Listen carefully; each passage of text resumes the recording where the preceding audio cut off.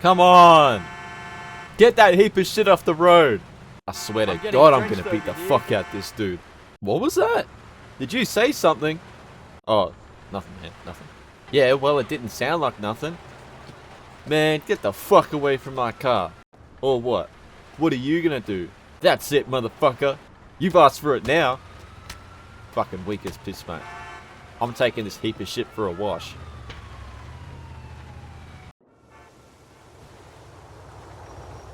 Swimming back to shore after washing his car, I'm drenched from head to toe, so I go over to the moto store because they owe me free clothing for life. Chucking on some new threads, I drive down the street and come by Dwayne's old girlfriend Charisse. Charisse thanks Nico for sparing her life and tells him that she's turned a new leaf, doing away with all the drug dealer and gangbanger types. She starts to get emotional, causing Nico to ask what's going on. She says her new boyfriend's been abusing her and would like if Nico could go and roughen him up. She points me over to the apartments on Frankfort Avenue in Northwood, just down the road, so I speed off, forgetting Charisse completely.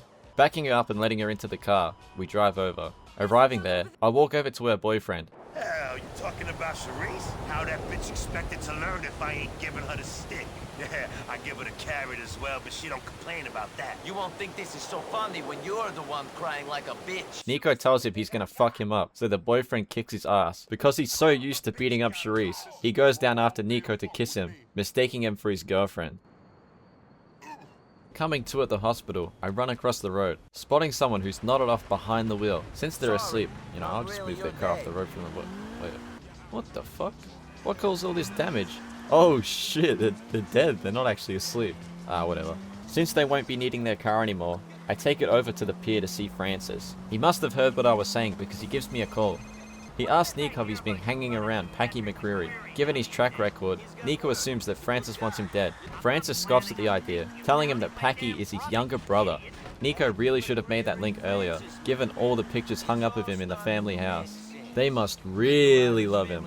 Francis tells Nico about his other two brothers, demanding that he stay away from them as they're all trouble. Arriving at the fountain by the pier, Francis walks over pissed off that Nico only made Clarence disappear and not his entire organization, specifically one of Clarence's former lieutenants who's looking to speak to the authorities. He seriously expected Nico to overthrow an entire group of criminals for only $2,000. Nico retorts, saying that he only asked him to take down Clarence, so Francis starts yelling and fussing, threatening to turn Nico over to the police, so he shrugs him off and goes to walk away.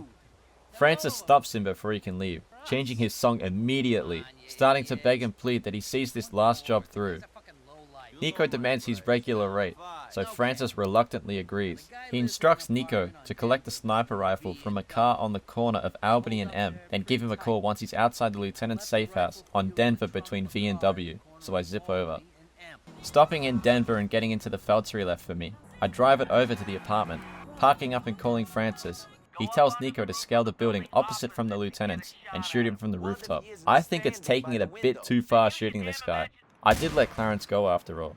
Going easy on him, I decide to just throw a grenade through his window, but I misjudge the distance and it lands just short, making the guy run out of his apartment. He goes to run to his car parked out the front, so I throw a grenade at that too. Once he comes out the door, he sees that his car's blown to smithereens and begins shooting at me, so I throw one at him too. Heading downstairs, I get jumped by multiple policemen. Why doesn't Francis get the police to lay off? It's the least he could do if he's gonna pay me like shit. Walking out the door, the authorities completely forget that I just dispatched 6 of their own decorated officers, letting me go scot-free. As I'm leaving the area, a man pulls up in the most stank-ass car on the planet, so I save him from the embarrassment of driving around in that heap of shit, using it myself to head on down to the ULP building to meet with the agent. Up in his office, he tells Nico to cool it down with all the theft, extortion, kidnapping, drug trafficking, and murder, as he doesn't want him to be caught before he can carry out his bidding. And what might that be? He wants a man named Edward Borodin taken out, as he's been handing a lot of money over to terrorists. He wants Nico to head over to Albany Avenue in Lancet and give him a call once he's there. Hailing down another rancid car, I start driving over to the spot, and the agent calls. He says there will be a helicopter taking off from the Civilization Plaza shortly, and to tail it until it lands. Following the chopper halfway around the island, it lands by a sports plaza in Westminster, so I leave the shoddy car to go pick it up.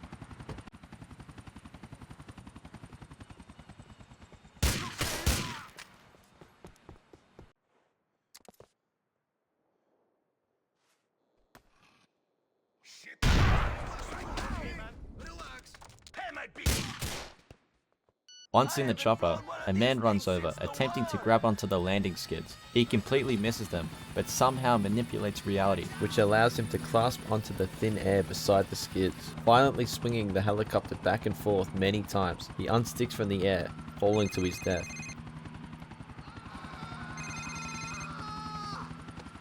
Just as the guy fell off, Roman rang, saying that he's at the strip club and would like if Nico came down. So I hung up on him, as I can't control the helicopter while he's on the phone.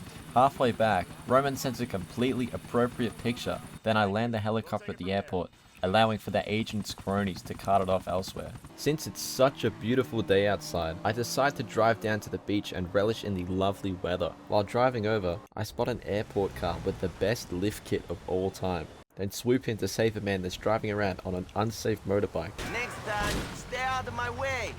Taking the bike down to the beach, I spot Mr. Faustin's widow, so I go and have a chat with her, whilst a loudmouth hot dog vendor spouts nonsense behind us. She says things have been horrible since Mikhail died, placing all the blame on Dmitri. How dare he kill a woman's husband? Ilyana says Dmitri swooped in, taking over all their properties and money, forcing her and her daughter Anna to move into a one-room apartment. Nico asks if she needs money, but she shrugs it off, instead saying that she'd rather if her daughter would stay away from her slimeball boyfriend that she believes is putting her on the wrong path, setting her up for a lifetime as a... So Nico says he'll have it sorted. Ilyana pleads that Nico doesn't resort to solving problems by killing. Finishing our chat, I immediately turn around and put 500 bullet holes through the loose-lipped hot dog vendor behind us.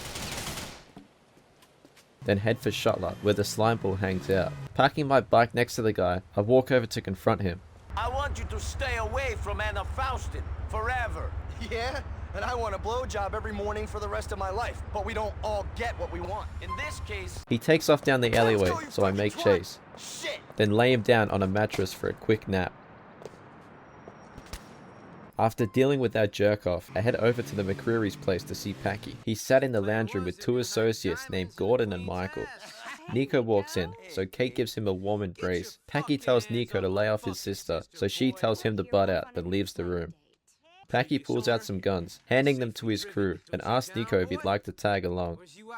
They're looking to rob the mafia, coaxing Nico into joining them by threatening to kill him if he doesn't come along. And you know Nico's no sucker, so he accepts.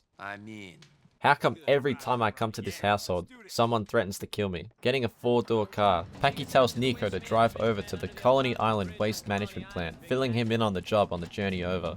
The place is being run by the Ancelotti crime family, and they're holding a load of money inside. And how might we get that money? Packy reckons it's an amazing idea just to run in head first and shoot them all dead. Parking at the cemetery neighboring the plant, Packy says the money can be found in the office and that there's a boat waiting on the dock behind the building, which will make for an easy getaway. Seeing as we're going against all these mafia men as just a group before, I decide to get something that'll help level the playing field.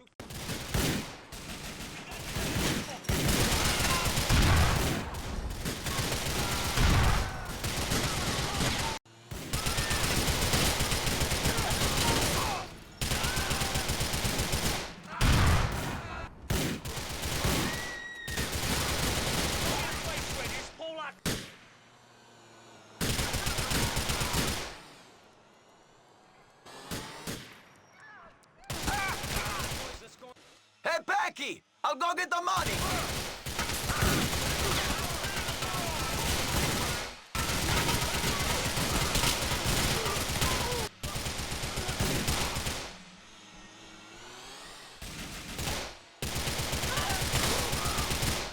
Grabbing the money in the office, more mafia men swarm in through the other entryway, so I deal with them too.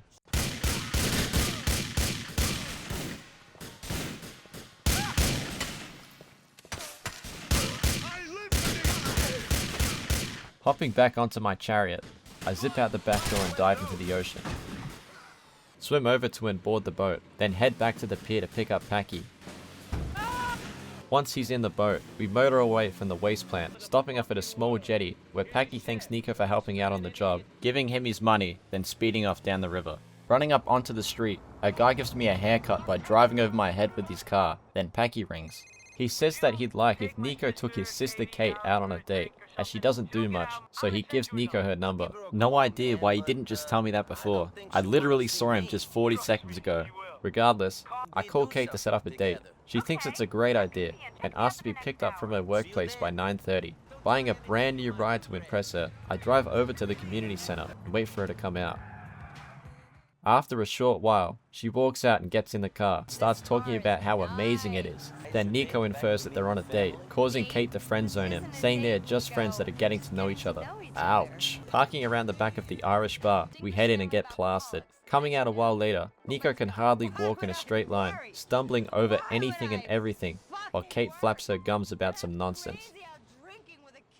We walk around the back to where I parked my Banshee, and it's fucking gone. What the fuck? So we head around front instead, where I managed to rent someone's car off them for free forever, using it to take Kate back to her place, bidding her farewell. Since I'm already at Packy's, I may as well do another job for him, but I need to be wearing a suit. Running around the back of the McCreary household, I quickly slap on a suit, where the police see me getting changed and attempt to arrest me for indecent exposure, so I take off around the front, away from the police, looking to start the job. However, Packy's not there, and he won't be there until at least 6 AM, so I decide to hang out across the road at Meadows Park to pass the time.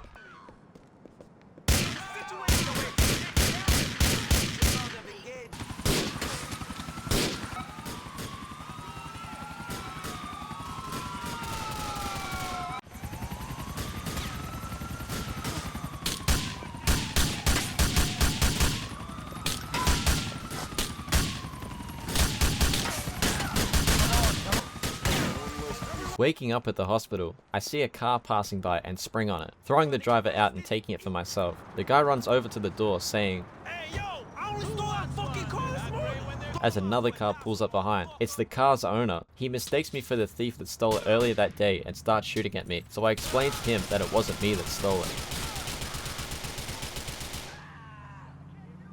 Parking outside the McCreary household, Nico walks in the back to see the clan indulging in some nose candy and alcohol. Packy greets Nico and introduces him to his two older brothers, Derek and Gerald. Gerald pulls up Packy for including an outsider in family business, believing Nico can't be trusted, so he and Michael reassure him that Nico's the real deal, so Gerald gives them a nice compliment. Before going, Gerald stands over Nico, giving him a stern warning not to fuck with his family, then leaves. Well, isn't that great? Heading out the front, I get us a car and take off for the Bank of Liberty City, which Packy intends to rob. Passing over the Algonquin Bridge, the car breaks down just short of the bank, so we run down the street. Making it to the drop-off point, the mission won't start. Lucky for me, Packy, Derek and Michael stand in front of moving traffic, making a car stop, so I pull the driver out and we arrive outside the bank, immediately getting out of the car we just got into 4 seconds ago. Everyone rushes inside, guns drawn, demanding the civilians to the floor, then forcing the bank staff to open the door and the vault, where Derek runs down to plant the explosive. In the foyer, 2 of the hostages are talking. One comes up with a bright idea, presenting it to another hostage named Luis. He says he's a member of a gun club and intends to go against 4 heavily armed robbers, and readies his gun, just as Gerald finishes up with the explosive. Packy and him get into a spat, as both of them reveal details which will make it easier for the authorities to track them down. In the midst of this, the gun club member jumps up and shoots Michael, killing him instantly. In retaliation, Gerald and Packy shoot him 1,000 times, just as the explosive goes off, so Nico runs down to grab the money, loading 3 duffel bags full of money, just as the entire LCPD police force arrives. Before I leave, I'm sure to take out the gun club member's co-conspirator, Luis, then leave with the money.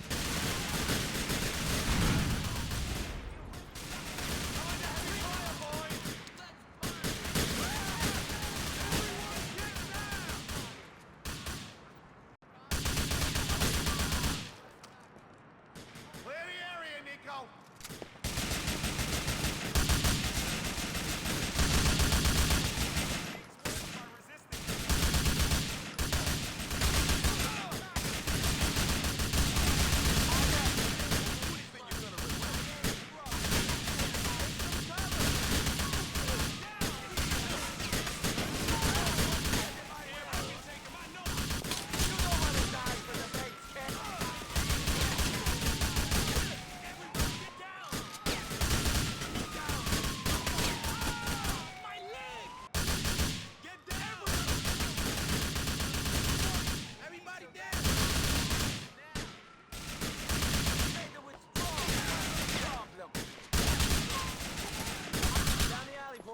Running through an alleyway, we come by a war machine of a helicopter that somehow misses 100 rounds from mounted guns.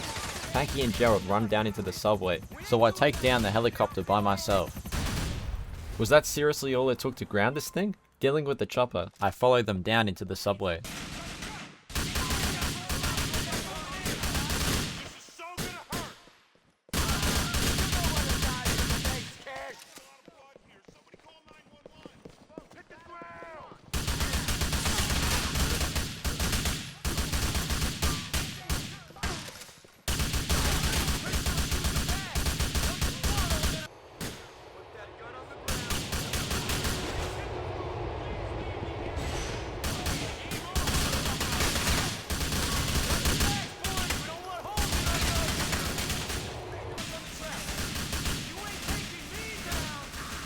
After jumping onto the tracks, we run for a short while, coming upon a service hatch that we use to reach the surface. Coming out the gates, we find a car, using it to escape the pursuing police. Then I take Packy and Gerald back to their house, successfully completing the heist.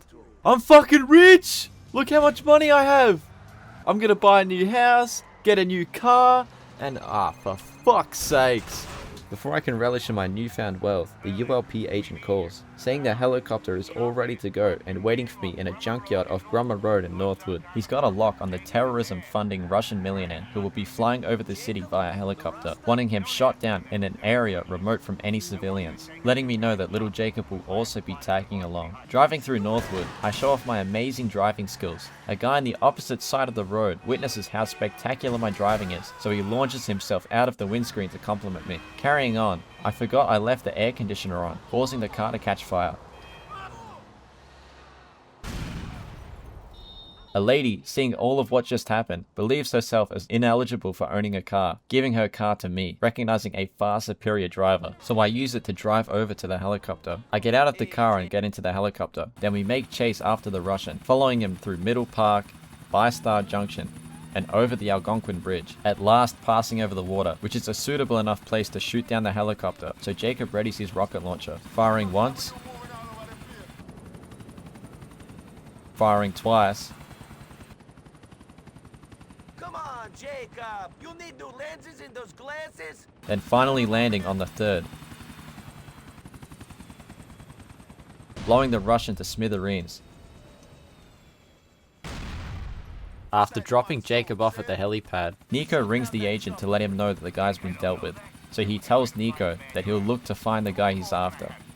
I've left Brucie hanging all this time, so I fly over to his place to see what he wants. As always, he's inside doing, Brucie things. He gives Nico a quick inspirational speech, then walks over to his car, eloquently named the bitch, so he hops in and fires her up.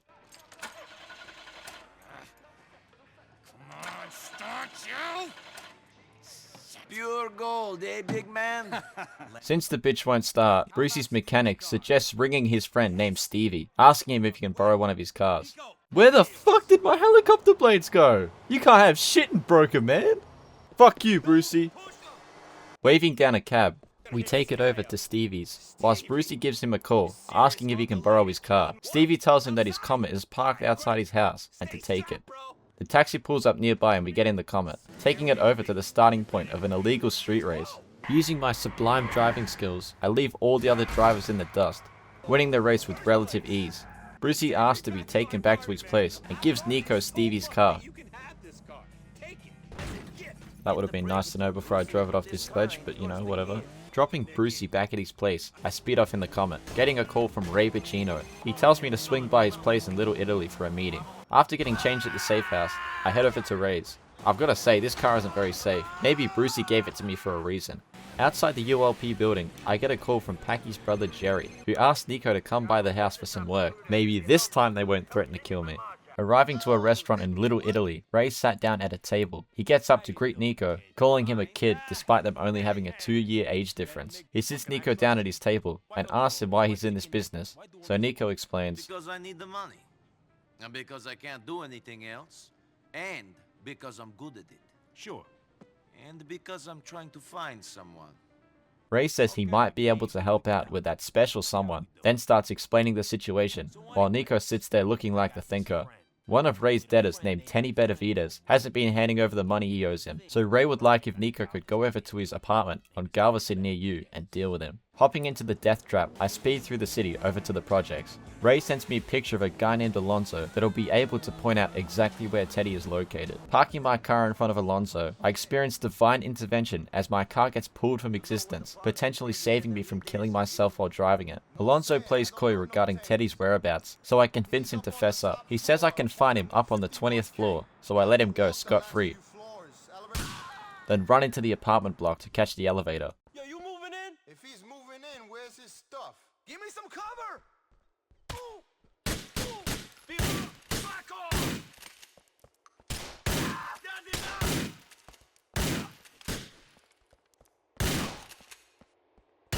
What? Poppy, breathe!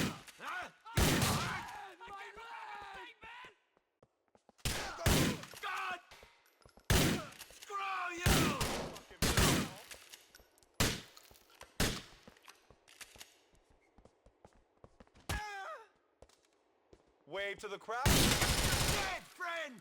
Fuck this! I'm going in! Push! Got a good shot. Stop me.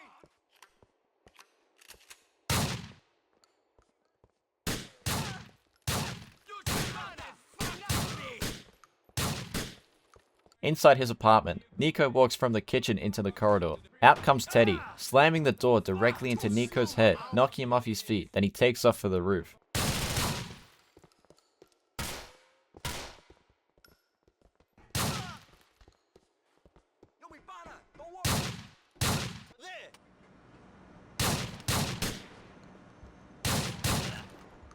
Catching up to Teddy, he corners himself up on the rooftop. I attempt to let him go, but a gust of wind knocks him off balance, causing him to fall off. After dealing with that situation, I head for the grotty dealership, looking to spend some of that money I made from the bank job. I need me a new car.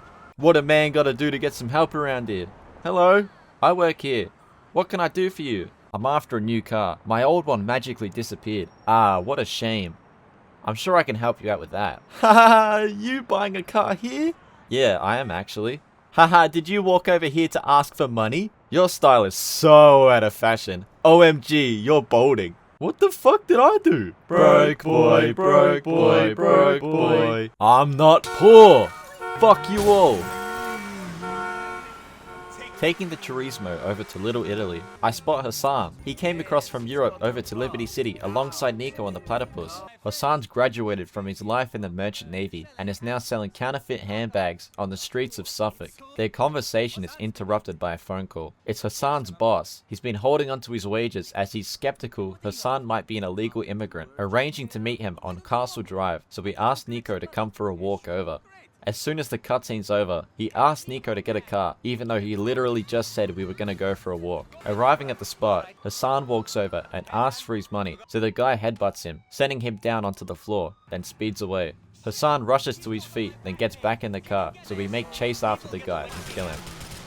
Once the money is collected, Hassan thanks Nico for helping him out, then asks to be dropped at a back alley by Feldspar Street. He thanks Nico once again, giving him part of his recovered money, then leaves. Back at Ray's, he sits Nico down, thanking him for helping out with that job.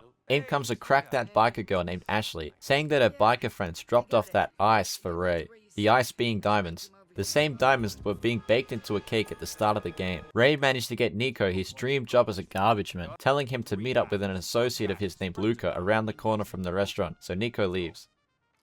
Running around the corner, I meet up with the squad. They introduce themselves, telling me I'm the allocated driver, then fit me into their trashman attire. We take off over to the first drop. On the way over, I torture the guys hanging from the back, slamming them into every single object on the side of the road. Collecting the first drop, we head for the next, still slamming the trashman into more lampposts. After collecting the second drop, we start being shot at by some members of the Messina crime family, but I'm too busy flinging these guys into trash on the side of the road. Then drop the garbage truck off at the sanitation depot.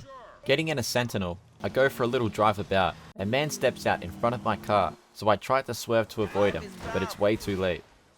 Getting my car back onto its wheels, I get a message from Roman. He's pissy that Nico hasn't bothered to reach out, so I ask him to come out for a drink, picking him up at the safe house. He says they should bring Nico's mother across from Europe. Nico scoffs at the idea, saying that Liberty City is too dangerous, so Roman disrespects her for raising such a prick of a son. Roman really needs to start showing women some more respect. After getting smashed, we fall down a staircase and attempt to scale our way out, while Roman starts talking about a guy that kept eyeing him up inside the bar. Finally getting out of the pit, we get in the car and head back for the apartment, crashing into every single thing on the side of the road, causing the car to catch fire.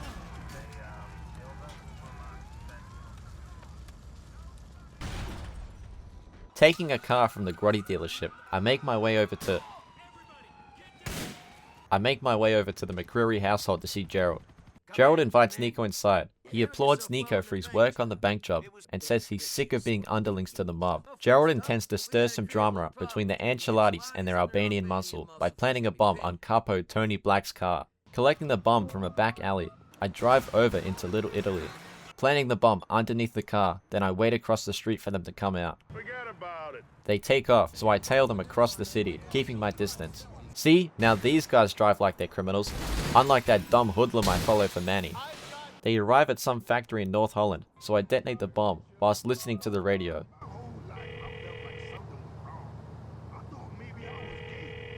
The bomb goes off, blowing almost everyone sky high, leaving me to pick off the few remaining stragglers.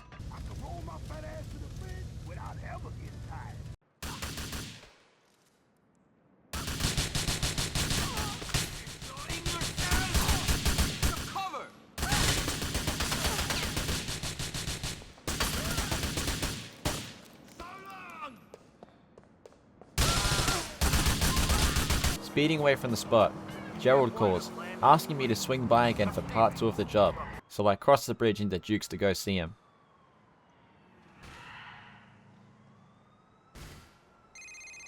Knocking at the door, Kate answers, giving Nico a smooch.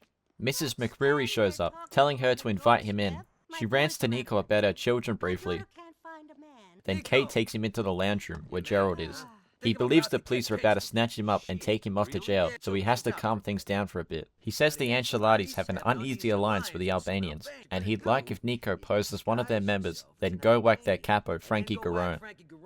Gerald shows me what he's going to be eating for dinner that night, then hands me the Albanian's uniform to put on. What's up with everyone forcing me to wear some random shit? Hopping on the bike outside, I drive into Star Junction. Frankie's there, beating up an Albanian, obviously retaliating for the death of Tony Black. He spots Nico, so he jumps on his motorbike and speeds off. After chasing him around the city for a lifetime, I shoot him dead.